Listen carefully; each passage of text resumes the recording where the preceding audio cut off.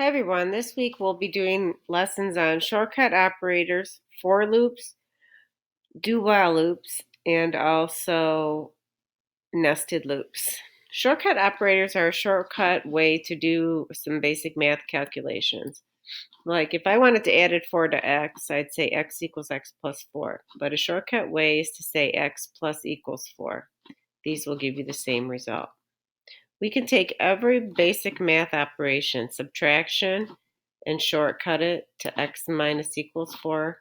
So the format is basically the variable on the left, the operation and equal sign, and the number you're trying to add, subtract, multiply, divide, or do the modulus by.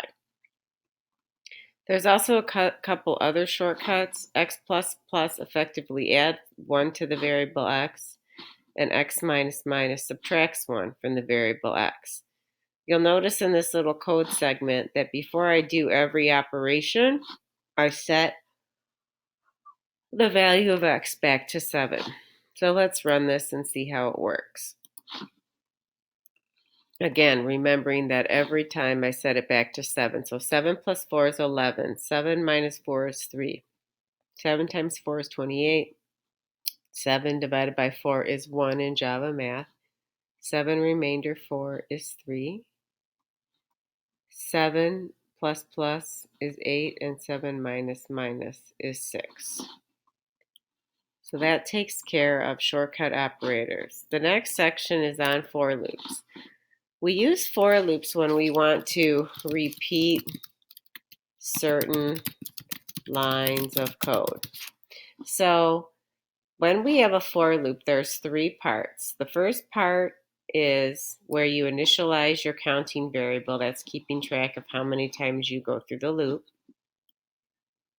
The middle part is called our condition.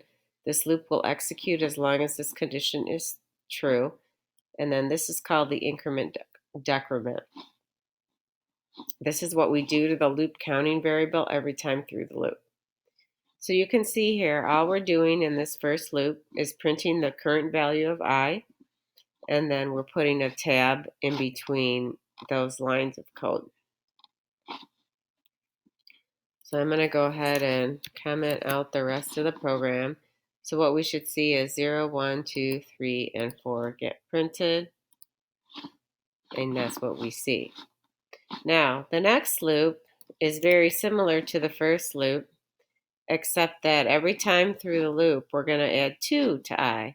So when this is counting, it's going to be counting 0, 2, 4, 6, 8, 10, etc. So let's see how that affects the output.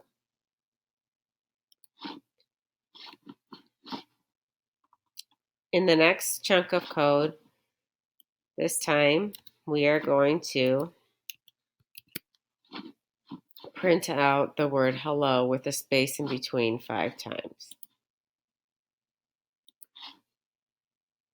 So now you can see how that works. The next section is on something called do while. So do while is a different kind of loop. So we tell Java to do something, in this case print I, decrement I, and then we check the condition at the end. As long as the condition's true, we'll go back up. So notice that this starts at 5. So we'll print 5, and then it decrements to 4. The condition's true. So we'll print 4, then we go down to 3. The condition's still true. So we print 2, we decrement I to 1. But since 1 is not bigger than 1, then we're done with the loop.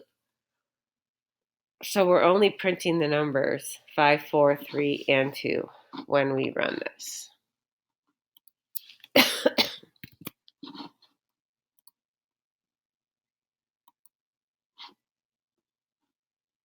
And that's what you see there. Now, nested loops are definitely probably the most complicated kind of loop you have. You have an outer loop that's controlling what row you're on, essentially, and that's being controlled by K. And then you have an inner loop.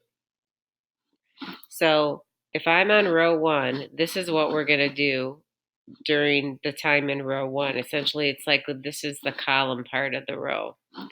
So when K is 1 and J is 1, as long as 1 is less than or equal to 1, I'm going to print a star. Then I'll increment this to 2. 2 is no longer less than or equal to 1, so I'm done with that loop. As soon as I'm done with the inner loop, this increments to 2. So then I go back up here and check the condition. Is 2 less than or equal to 5? It is, so I go inside. J gets reset to 1. Is 1 less than or equal to 2? It is, so we print a star. Increment J to 2. Is 2 less than or equal to 2? It is, so I go inside and print a star. Then I increment J to 3. Is 3 less than 2? It isn't, so I'm done with this inner loop. I increment K to 3 and I go back up, check the condition. 3 is less than or equal to 5. I go inside, and now I reset J to 1 and I do it all over again. So when we print this, what we're going to see is the first row with 1 star, the second row with 2 stars, the third row with 3 stars, and so on. So these are definitely kind of tricky to work with. So it's basically a loop inside of a loop. Every time the outer loop starts over and we go inside to the inner loop, whatever this is set to, we reset this variable back to whatever it's being commanded to be. This week, you're going to also be spending time doing coding exercises to practice all these things. So please let me know if you have any questions, and have a great week.